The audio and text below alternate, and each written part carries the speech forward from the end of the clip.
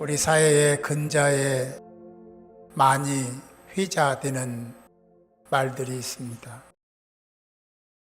그 말들을 가만 살펴보면 희망적인 말보다는 암울한 이야기, 비관적이고 비판적인 이야기들이 많이 이 사회를 덮고 있다 해도 틀린 말이 아니다라는 생각을 합니다. 사실 정치적으로나 경제적으로 어려운 것은 사실입니다. 이럴 때 서로 위로하고 격려하고 그리고 새소망과 희망을 불어넣어주면 얼마나 좋겠습니까마는 사실 실제적으로 그 현장들을 보면 그렇지 못한 모습을 지니고 있다라는 생각을 해요. 어떻게 하면 흠을 잡을까? 어떻게 하면 비판을 잘할까? 어떻게 하면 공격 본능을 잘 활용해서 상대를 거꾸로 때릴까를 연구하는 사람들이 늘어났다라는 생각을 합니다. 성인은 성인인데 성인 아이 같은 모습을 지니고 있다. 아니, 성인 아이면 좀 괜찮겠어요. 왜냐하면 순수하니까. 그런데 악의적인 조숙함마저 드러내면서 부끄럽게 생각하기는커녕 자랑스럽게 생각하는 경향성들이 우리 사이에 편만해지고 있다라는 것이 많이 아프죠. 사실은 그렇게 하면 할수록 같이 지금 막 끝없는 나락으로 추락하고 있는데 정작 본인들은 추락하고 있다고 생각하지 않는데 안타까움이 있습니다. 뉴스를 봐도 뉴스야 팩트를 전하는 거니까 그러나 팩트를 전하더라도 그 단도리 멘트는 아름다워야 되지 않을까 하는 아쉬움이 아주 진하게 남습니다. 요즘 여러분 잘 아시는 바와 같이 소규모로 자영업을 하는 사람들이 많이 어려움을 당하고 있는 것 사실입니다. 거기에 자영업뿐만 아니라 기업을 하고 있는 사람들도 쉽지 않습니다. 많이 어렵죠. 또 우리 보통 사람들의 삶도 이렇게 저렇게 많이 치여서 어렵습니다. 물가에 치이고, 그렇죠. 금리에 치이고, 이렇게 저렇게 치여서 삶의 자리가 어려워요. 그래서 머리에 띠를 두르고 임금 올려달라고 데모도 합니다. 충분히 다 이해가 되는 상황입니다. 경제인들이 예측하는 미래상은 분명 밝지만은 않습니다. 정치인들이 하는 행태도 결코 소망적이지 않습니다. 그러나 정말 희망이 없는 것일까? 정말 희망의 끈을 놓아야 되는 것인가? 라는 생각을 하지 않을 수가 없죠. 지금과는 좀 다른 경우의 수라고는 말할 수 있지만 1997년 우리나라에 대한민국의 IMF가 임했습니다.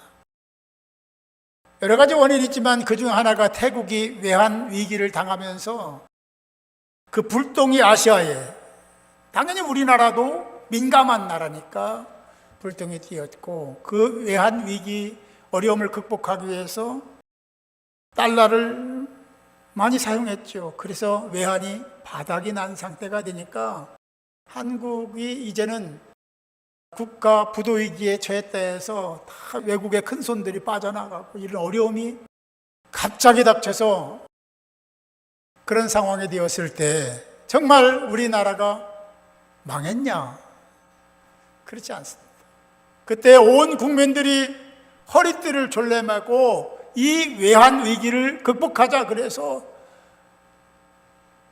목걸이 끌고 반지 빼고 그러면서 금을 국가에, 그래서 그 어려운 시기를 정말 세계사회에서 보기 드문 유례 없는 정말 IMF 위기를 가장 짧게 극복한 나라가 되었습니다.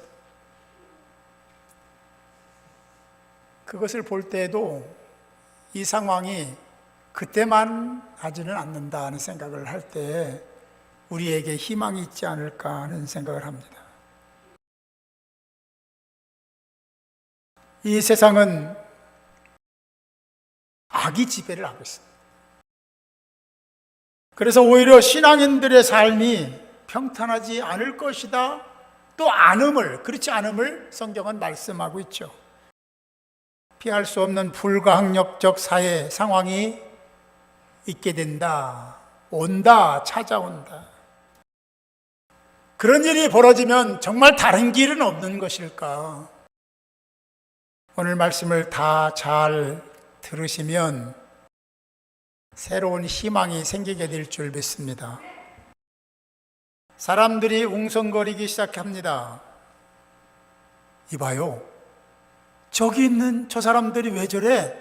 거기 있는 저 사람은 누구지? 야이로 아니야? 회장당 야이로 말이야. 글쎄, 그런 것 같으네. 저 높은 분이 왜 여기 와 있지? 라고 하면서 수군거리기 시작합니다. 정말 쉽게 볼 수 없는 당황스러운 상황이, 사건이 벌어진 겁니다. 지위가 높은 회당장 야이로가 예수님을 찾아왔으니까. 여러분, 오늘 말씀을 들을 때 본문에 나와 있는 주인공의 입장이 되어서 말씀을 들을 수 있기 바랍니다. 그냥 객관적으로 듣지 말고 주관적으로 들을 수 있기 바라요. 주관적으로 내 마음대로 생각하라는 게 아니라 성경에 나온 인물이 되어보라는 거죠. 회당은 여러분 잘 아시는 바와 같이 율법을 가르치고 율법을 가르치고 그리고 하나님 말씀을 강론하고 묵상하는 장소가 회당이었습니다. 거기에서는 모세 율법을 주로 읽기도 하고 토론도 했던 장소. 여러분 잘 아시는 바와 같이 디아스포라, 핍박을 피해서 흩어진 유대인들이 제사를 드릴 수 없기 때문에 회당에 모여서 이렇게 토라를 연구하고 강론하면서 말씀의 예배를 드렸습니다. 여러분 잘 아시는 바대로 바벨론 포로로 끌려갔던 사람들도 마찬가지. 그렇게 외국에서 회당이 시작됐는데 그들이 돌아와서도 회당에서의 그런 생각을 놓지 못하고 이스라엘 지방으로부터 시작해서 예루살렘까지도 회당이 있었다라는 것을 우리는 너무나 잘 알고 있는 이야기입니다. 회당에는 보통 거기 회당을 이렇게 돌보는 관리가 10명, 장로가 8명이 항상 거기에 거주를 했다. 그 중에 장로 중에 정말로 사람들로부터 존경을 받고 그리고 토라에 대해 너무나 잘 알고 그리고 덕망 있는 사람 한 사람을 골라서 회당장을 삼았다라는 것도 여러분들이 알고 있는 바입니다. 그 회당장은 대부분 바리새인이었습니다. 왜냐하면 유대 종교사에서 바리새인들의 역할은 지대했거든요. 그래서 바리새파 사람들이 회당장이 되는 경우들이 흔히 있었다라는 것도 이미 알려진 사실입니다. 당시 회당장은 유대 사이의 지배계급 중에 한 축을 이루는 아주 독특한 분야에서 일을 하고 있는 유대 사이의 관리에 해당됩니다. 그런 회당장이 지금 유대교의 이단아로 취급하고 있는 예수를 찾아온 겁니다. 아니, 어떻게 하면 예수를 잡아 죽일까를 연구하는 그런 무리의 리더가 지금 예수 앞에 찾아온 거예요. 이건 엄청난 사건입니다. 그런 지위 있는 회당장이 예수를 찾아오면 안 되는 것이 유대 사회의 상황이었습니다. 맹비난을 받을 것은 뻔한 일이고 그 일이 발각되면 아마 회당장의 지위도 박탈될 위기에 처해 있는 겁니다.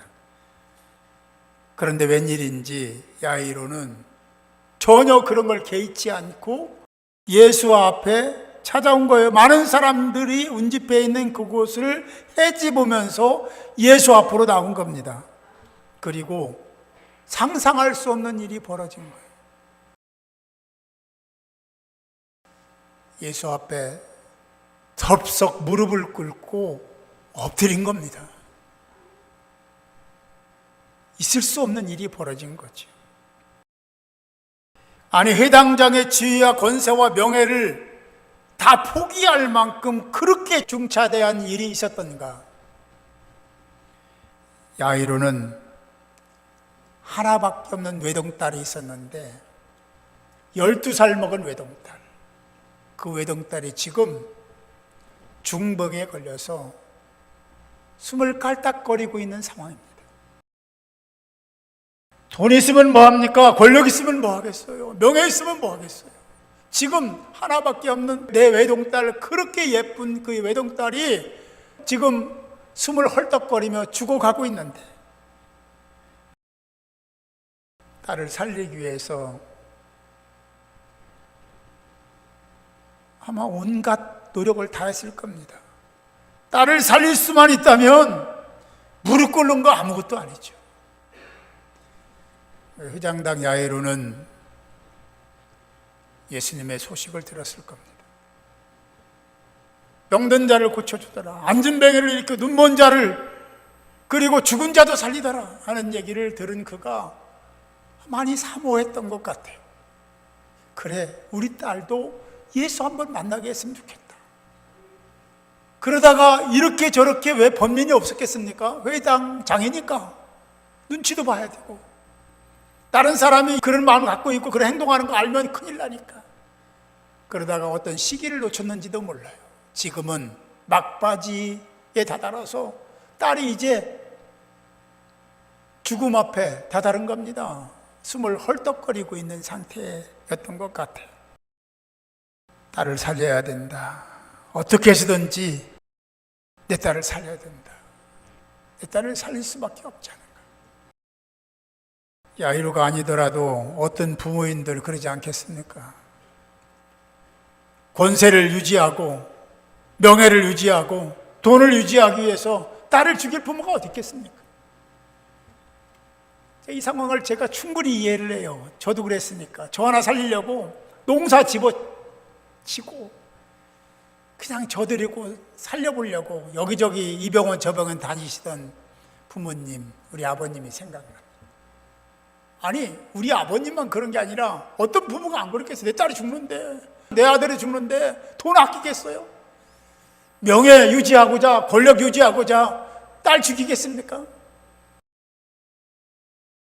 회당장 야이로는 결단을 합니다. 그리고 예수 앞에 나아가서 털썩 무릎 꿇고 엎드려 이렇게 얘기합니다. 내 어린 딸이 죽게 되었사오니 오셔서 그 위에 손을 얹으사 그로 구원을 받아 살게 하소서. 제가 이렇게 읽었지만 야이로는요 정말 통곡하며 말을 잇지 못하면서 몸부림치면서 제발 내 딸을 좀 살려달라고 애원했을 겁니다. 그런 예수님과 상황이 이어지고 예수님이 뭔가 제스처를 취할 즈음에 갑자기 상상하지 못한 이상한 변수가 생겼습니다. 한 여인이 예수님의 옷자락을 만진 겁니다. 이 여인은 12해 동안 혈루증을 앓는 여인이었습니다. 여러분이 잘 아시는 바와 같이 혈루증은 부정한 병이라 사람들이 있는 곳에 가지 못합니다. 만약에 그와 접촉하면 부정한 사람으로 인정을 받기 때문에 분리되어 살아야 되거든요. 그러나 어쩌겠어요. 이 여인은 그동안에 이 질병 낚여보려고 별 일을 다 했을 겁니다. 아주 유명한 의원들 다 찾아다녔을 겁니다. 물론 지치고 이제는 가진 것마저 다 소진했을 겁니다. 그런 상태에서 마지막 예수의 소문을 듣고 예수 만나자 하는 결단을 하고, 이 여인이 가서 예수를 만날 수 없잖아요. 예수 만나면 부정한 여인이기 때문에 만나주지도 않을지도 모른다는 생각을 할 수밖에 없지요. 그래서 생각한 것이 뭐냐면 예수님을 만나지 못한다 할지라도, 대면하지 못한다 할지라도 옷자락만 만져도 내 혈루증이 나을 것이다라는 믿음을 갖고 있는 이 여인, 자신의 본래의 모습을 감추고 숨기고 그리고 사람들을 헤집으면서 예수님의 가까이 가서 슬그머니 옷 한 번 만진 겁니다. 그런데 예수님은 이미 그 여인을 너무나 잘 알고 있었습니다. 12해 동안 혈루증 앓은 것과 그동안에 예수를 사모한 것과 옷자락만 만져도 나을 것이라는 믿음을 소유했다는 것을 잘 알고 있는 예수님, 당신의 옷자락을 만졌을 때 다 알고 계셨던 거죠. 그래서 그 여인을 나무라지 않았습니다. 그리고 그 여인이 옷자락에 손댄 것만 확인하고 이렇게 말합니다. 내 믿음이 너를 구원하였으니 평안히 가라. 내 병에서 놓여 건강할지어다. 할렐루야. 이런 믿음이 필요한 거예요. 여기 계신 분들은 대부분 그런 믿음을 가지고 있을 거라 생각합니다만 대부분은 이런 믿음이 없어요. 이런 믿음이 없어서 이런 열매를 맺지 못하는 것입니다. 이 상황 속에서 여인은 치료를 받았지만 속타는 한 사람이 있죠. 회당장 야이로입니다. 예수님께서 딸을 살려주기를 원하면서 다 집어치우고 다 내려놓고 와서 무릎 꿇고 엎드려 간청했던 그 순간이 지나가고 이 여인 때문에 빨리 가서 내 딸을 살려야 되는데 이 여인 때문에 지체되고 있는 그 상황, 정말 안타까운 마음으로 기다리고 있던 회당장 야이로, 아마 저 같으면 예수님, 이 여인은 급한 게 아니잖아요. 내 딸은 지금 헐떡거리고 있습니다. 내 딸을 먼저 가서 좀 살려주시고 그 다음에 이 여인 해도 괜찮잖아요 라고 간청했을 것 같아요. 회당장은 아무 말도 하지 않고 침묵하고 있습니다. 그만큼 절박하지만 예수님을 믿고 있었고 신뢰하고 있었다라고 이야기하는 것이 맞습니다. 그때입니다. 야이로의 집안일을 맡고 있던 시몬이 헐레벌떡 야이로를 찾아와서 울먹이며 이런 말을 합니다. 야이로요, 당신의 딸이 죽었나이다. 기가 막힌 얘기입니다. 이런 비보를 전하면서 뭐라고 하냐면, 어찌하여 선생을 더 괴롭게 하겠습니까? 집으로 갑시다. 이런 말은 기록되지 않았지만 그 내용상 그렇죠. 하늘이 무너지는 듯한 그런 느낌을 받았습니다. 당연하죠. 그렇게 아끼고 사랑하는 딸이 죽었으니, 12살밖에 안 먹었어요. 그 딸이 죽었으니 하늘이 노랗게 보였을 겁니다. 이제 야이로가 할 일은 빨리 집으로 돌아가서 딸을 위해서 울기도 해야 되지만 이미 죽었으니까 장례를 잘 치러주자.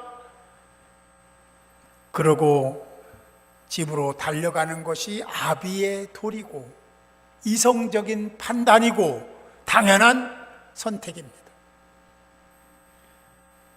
그런데 그때 그런 상황이 전개되는 것을 다 보고 계시던 예수님께서 야이로 회당장에게 이렇게 말씀하십니다. 야이로야, 두려워하지 말고 믿기만 해라. 야이로야, 두려워하지 말고 믿기만 해라. 그냥 객관적으로 들으면 그랬구나, 그 정도일 겁니다. 그러나 해당장 야이로의 입장에서 보면 이게 무슨 뜬금없는 얘기입니까? 이미 확인하고 죽었다고 선포를 했고 이미 시체가 돼서 싸늘하게 식어가고 있는 상황에서 두려워하지 말라, 믿기만 하라, 놀리는 것도 아니고 농담하는 것도 아니고 누가 보아도 야이로에 따른 죽은 겁니다. 그런데 뭘 믿기만 하라는 겁니까? 그런데 해당장 야이로는 한마디도 하지 않습니다. 항변하지 않습니다. 이게 무슨 말입니까? 라고 하지도 않습니다. 너 때문에 우리 딸이 죽었어! 라고 하면서 혈류증 걸린 여인을 원망하지도 않았습니다. 그리고 조용히 침묵 속에 예수님 말씀을 듣지요. 그런 상황을 보고 계신 예수님이 이렇게 말씀하십니다. 베드로야, 야고보야, 요한아, 나를 따라오라. 그리고 회당장 집으로 향했습니다. 회당장 집에 도착했을 때 그 집은 그야말로 초상집이었습니다. 통곡하는 소리와 함께 시끌벅적한 그 상황을 보신 거죠. 12살 난 외동딸이 죽었으니까 권세 있는 집안이잖아요. 존경받는 집안이잖아요. 그럴 만도 하죠. 예수님은 그 누구도 예상치 못한 말씀을 하셨습니다. 들어가서 그들에게 이르시되 39절이에요. 너희가 어찌하여 떠들며 우느냐? 이 아이가 죽은 것이 아니라 잔다. 할렐루야. 우리 사람들의 이성적 판단과 하나님의 판단은 다릅니다. 우리가 보는 것과 하나님이 보는 것은 다른 겁니다. 우리는 하나님을 신앙하는 사람이기 때문에 인간적 상황에서 살지만 하나님 말씀을 가슴에 새기고 사는 하나님의 사람들이 되어야 될 줄 믿습니다. 죽은 것을 확인했지만 죽었는데도 불구하고 한 젊은 예수가 나타나서 죽은 게 아니라 잔다라고 선포를 했다. 이거 그렇죠. 지나가던 사람들이 웃을 얘기입니다. 그 40절에 뭐라고 하냐면 그들이 거기에 있는 사람들이 비웃더라 라고 말씀하고 있습니다. 예수님은 그들의 조롱과 비웃음을 개의치 아니하시고 거기에 모이는 사람들을 다 내보내신 후에 부모를 데리고 아이가 있는 곳으로 가시죠. 그리고 아이의 손을 잡으시고 이렇게 말씀하셨습니다. 달리다 쿰. 달리다 쿰. 이 의미는 내가 내게 말하노니 소녀야 일어나라. 이 명을 받은 소녀가 일어난 줄 믿으시기 바랍니다. 그렇게 소생한 소녀를 가리켜 이 소녀에게 먹을 것을 주라라고 말씀하셨죠. 예수님은 창조주 하나님이십니다. 예수님은 저와 여러분들을 조성하시고 보내시고 이렇게 예배드리도록 하실 뿐만 아니라 미래를 보장하시고 약속하신 분이 하나님이십니다. 하나님 예수입니다. 예수 하나님이십니다. 생사를 주관하시는 분도 예수님이시죠. 문제없는 인생이 어디 있겠습니까? 크고 작은 문제들이 있습니다. 성경은 그런 크고 작은 문제들이 그리스도인들에게, 하나님을 믿는 사람들에게 있을 것이라고 말씀도 하셨고 그런 상황도 보여주셨습니다. 오히려 예수를 믿기 때문에 더 어려운 상황도 있을 것임을 암시해 하셨습니다. 인간에게는 한계가 있습니다. 하나님을 믿고 따르는 그리스도인일지라도 성도일지라도 한계가 있는 겁니다. 그런 때에 희망이 되시는 예수님은 언제나 여러분 곁에 계시고 여러분을 지켜보고 계시고 벼랑 끝에서 절체절명의 상황 가운데 있을 때 예수님이 소녀의 손을 잡아주신 것처럼 여러분들의 손을 잡아주시며 걱정하지 말아라, 믿기만 하라, 라고 말씀하실 줄 믿습니다. 우리는 그 음성을 들어야 됩니다. 그 예수님을 발견하고 찾아야 됩니다. 그리고 그분을 바라보며 소망 가운데 다시 일어서는 하나님의 사람들이 되어야 될 줄 믿습니다. 끝자락에서, 벼랑 끝에서, 희망이 없는 상황에서 그곳에 계신 예수님을 만나 다시 희망을 회복하시고 혈루증 여인처럼, 그리고 예당장 야이로처럼 다시 시작하는 믿음의 사람들이 될 수 있기를 바랍니다. 여러분 곁에는 전지전능하신 하나님이 계시고 모든 것을 통치하시는 예수님이 계시고 여러분들을 보장하고 이끌어주시는 성령님의 계심을 잊지 마시고 절체절명의 상황, 벼랑 끝에서 희망이신 예수를 만나 다시 시작하는 복 있는 자들이 모두 되시기를 주님의 이름으로 축원합니다.